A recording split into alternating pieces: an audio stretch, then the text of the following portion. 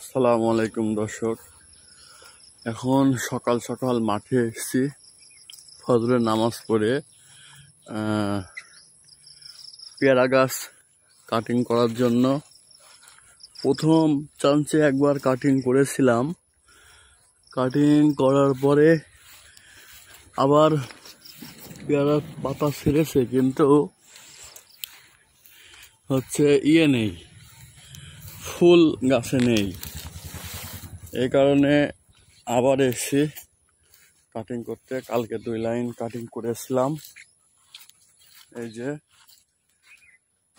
আর আমার সেই মামা, সেই ভাইরাল মামা ঠিক ভোরবেলায় চলে এসছে, এসে মামা কাজ শুরু করে দিয়েছে। এই যে মামা অত্যন্ত কাজের মানুষ। আসসালামু আলাইকুম।